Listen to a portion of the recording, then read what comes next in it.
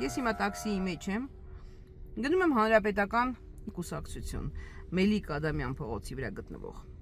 Եվ առանց նկարելու զրուցում եմ տաքսու վարորդի հետ, հարցնում եմ, ինչ հարց կտայիք Սերժ Սարգսյանին, ինչ հարց կտայիք Արմեն Աշոտյանին։ Գոնե մի հարց ասեք, որպեսզի ես փոխանցեմ ձեր հարցը։ Խնդրեմ, ասեք մի հարց։ Մի հատ հարց ունեմ տալու, խիա զիջել իր տեղը, որ խիա թողել, որ Փաշինյանը նստի վարչապետ։ Ինչի թույլ տվեց, որ Փաշինյանը վարչապետ դառնա։ Դա միակ հարցն է։ Ահա, ուրիշ բան չունեմ ասում։ Բայց գիտեք, դա այնպիսի պահանջ էր այդ պահին, այնքան շատ մարդ կար փողոցում այդ պահանջով, որ երևի ուղղակի հնարավոր չէր այդպես չվարվել։ Կարելի էր այդ մարդկանց զսպել, դեմները առնել, սկզբից քիչ խմբով են եկել, լավա ինձ թվում է դրանց այդ բանը շարժումը կախացնել, կամ թե 5000 երեխա տանել զոհել,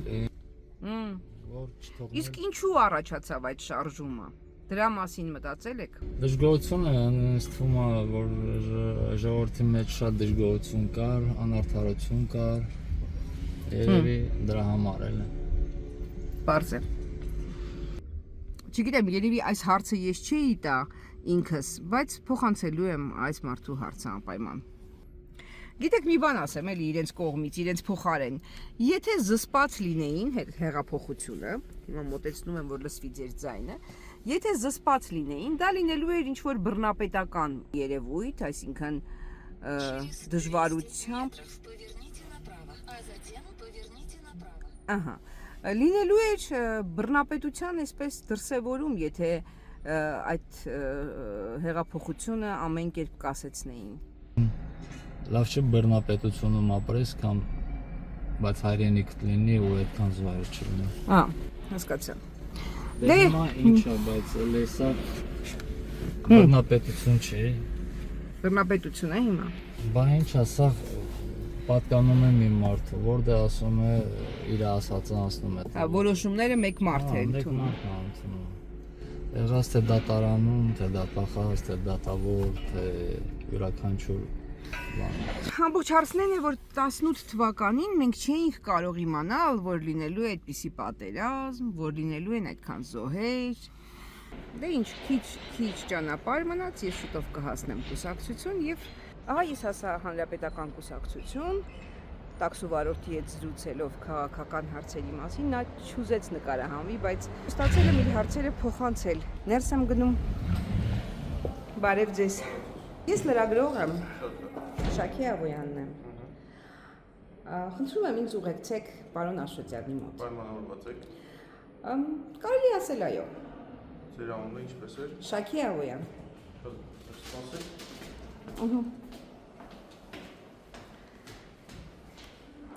Ընդհանրապես ես բոլոր քաղաքական գործիչների հետ էլ ինչ-որ չափով պայմանավորված եմ։ Ես ասում եմ, որ գալու եմ ձեր կուսակցություն եւ նկարելու եմ ձեզ։ Եվ սա պայմանավորվելու ինչ-որ ձև է։ Ցույց տամ Հանրապետական կուսակցության առաջին հարկը։ Ինչպես։ Շնորհակալություն։ Այս հաղորդումը քաղաքականացված գրասենյակ բլոգի շրջանակներում է, ես արդեն երրորդ քաղաքական ուժի գրասենյակում եմ եւ իհարկե առաջիկա մի քանի ամիսների ընթացքում կշարունակեմ այս բլոգի միջոցով ներկայացնել, թե ինչով են զբաղված այս օրերին կուսակցությունները, նախընտրական ինչ գործունեություն են ծավալում։ Տեսնեմ ու մոտ ենք մտնում, ուրեմն նախագահի տեղակալ Արմեն Աշոտյան։ Բարև ձեզ, բարև ձեզ, ես մի անգամից նկարելով գալիս եմ, ուրախ եմ, որ այսպես չզարմացաք։ Ձեր ռեպորտաժների շարքին հետևել եմ։ Տեսել եք։ Հրահում էի, որ գալու եք Նյու Յորք, մի գեղեցիկ օր նաև մեզ մոտ։ Այո, այսպիսի գեղեցիկ գարնանային օր կարելի է ասել։ Կիսա։ Եվ երբ ինձ հարցնում են պայմանավորվել եք, ասում եմ այո, որովհետև արդեն բոլորին ասել եմ, որ գալու եմ։ Մենք սպասում էինք, Շաքե ջան, համեցեք։ Քաղաքականացված գրասենյակ բլոգը ցույց է տալիս կուսակցությունը ներսից, կարծես մեր ունկնդիրը, մեր հետևորդը, դիտողը գալիս է ինձ հետ ձեզ հյուր։ Եվ Բժշկական լեզվով դա կոչվում է կուսակցականասկոպիա երևի։ Սկոպիա է կան։ ուրեմն ես մեջից նկարում ենք, էլի։ շատ լավ, ես ամեն գրասենյակում կուսակցականասկոպա, որպես գործիք։ շատ լավ, կուսակցականասկոպիան ես կարող եմ օգտագործել որպես այս հաղորդաշարի, այս բլոգների վերնագիր։ Ես որպես աշխարհայացքով բժիշկ տենց ամեն գրասենյակից մի բան։ որոշեցի ձեզ մի նոր բառ նվիրել։ Շատ լավ, եւ գիտեք հիմա ինչպիսի քաղաքական բժիշկների կարիք ունի մեր հանրությունը, մեր քաղաքական դաշտը շատ հիվանդ է։ Շատ ծանր հիվանդ է, բայց անհույս չէ։ Ինչ հիվանդ է։ Ցավը որ եթե այդ մետաֆորան շարունակենք օգտագործել։ Այո։ Ցավոք սրտի հիվանդը երբեմն գերադասում է գնալ սանախչու մոտ կամ Yahoo դնողի մոտ, քան դասական բժշկությամբ զբաղվել։ Դա ցավոք սրտի ընդունված բան է նաև սովորական կյանքում, մարդիկ սկսում են գնալ հրաշքների եւ հեշտ լուծումների հետևից եւ մոռանում են, որ եւ իրենց հիվանդությունը եւ բուժումը գիտություն է։ Եվ գիտե ոչ միայն գիտելիք է պահանջում, նաև հմտություն։ Գնում են հեշտ լուծումներ խոստացողներին, տենց Yahoo ծեցեն դնեն վերքերի վրա կամ եսի։ Ինչ անեն, բայց տենց սանախչիների ժամանակը Հայաստանում պետք է ավարտվի քաղաքական դաշտում։ 18 թվականից մենք դրանց ձեռից, այսպես ասած, մեր ժողովրդին չեն կարող հանենք, փոկենք եւ բերենք նորմալ ծառայություններ մատուցենք։ Ասացիք գիտություն է։ Ինչի է դժվար է չհամաձայնվել, այո դա գիտություն է եւ ինչու հիմա ես գիտեք ինչ չեմ կարող էլի այս հարցը չտալ, հատկապես դա վարորդին էր հետաքրքրում տաքսու, որը ինձ բերում էր, ասեց ինչ կհարցնեք պարոն Աշոտյանին, ասեց հարցրեք թե ինչու իրենք իշխանությունը չպահեցին, չկասեցրեցին հեղափոխություն, տվեցին սնխչիներին։ Համար այդպես։ Ովքեր հենց հիմա զանգեմ, ասեմ եղբայր։ Ասեմ ինչ ասում, եղբայր, շնորհակալ եմ Տիկին Շահյան փոխանցեցի ձեր հարցը։ Գիտեք, դժվար չի իր համարը գտնել։ Մի հարց ունեմ ընդհանրապես միջև։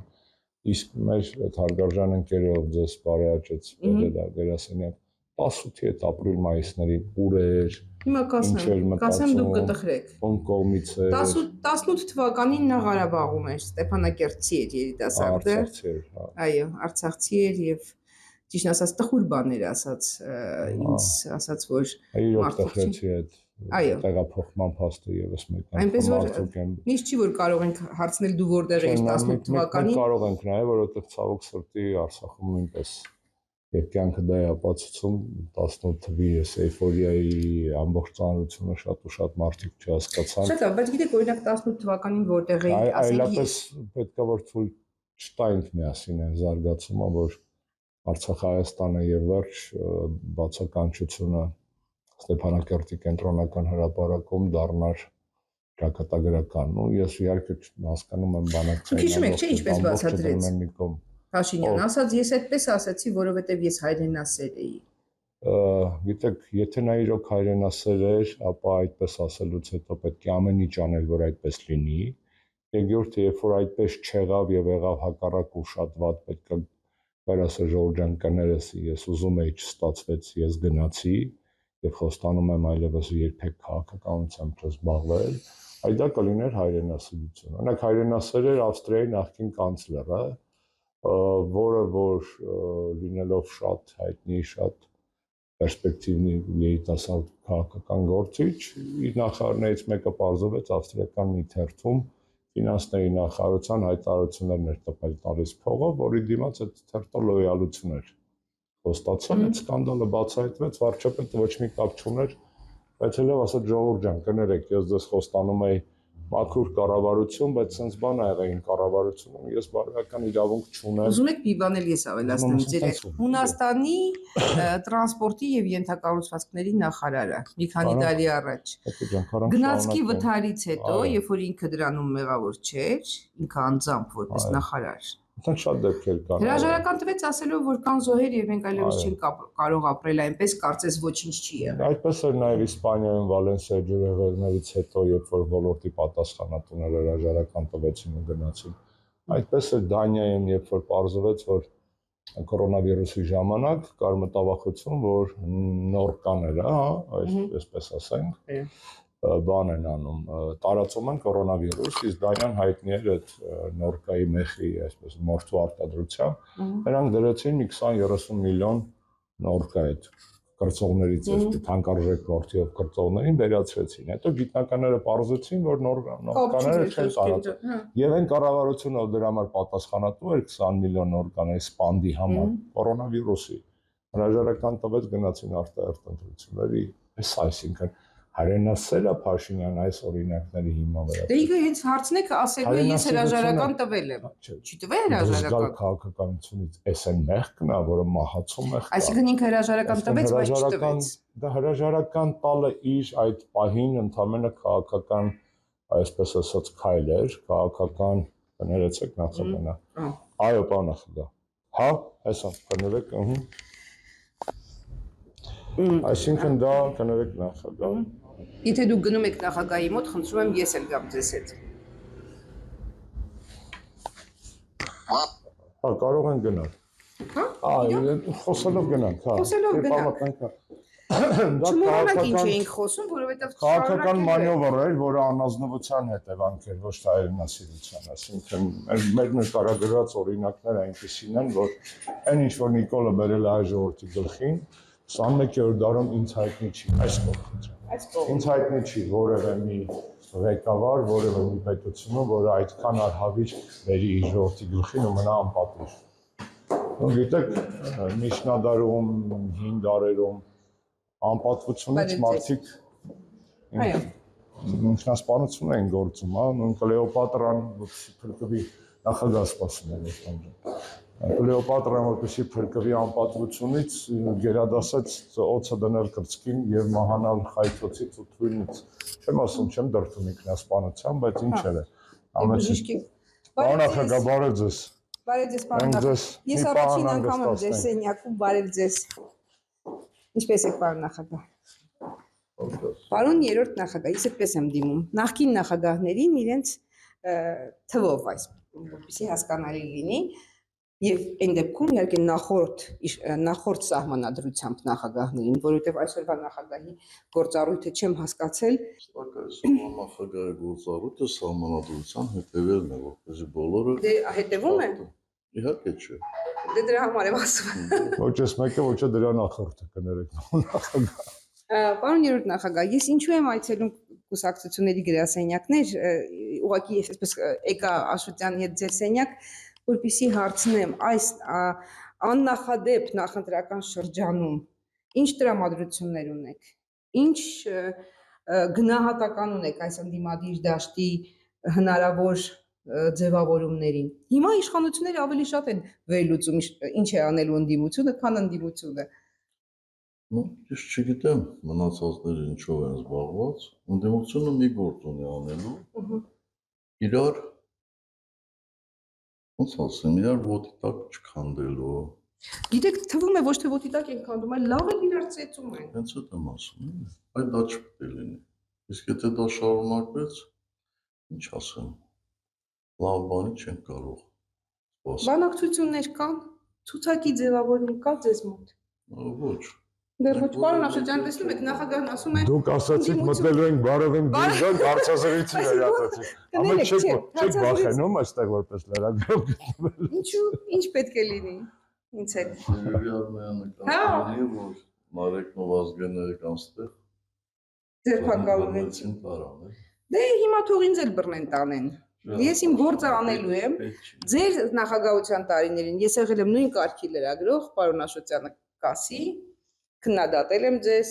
ձեր նախկինին քննադատել եմ, առաջին նախագահին, այսպիսին է իմ ճակատագիրը ստացվել։ Քննադատությունը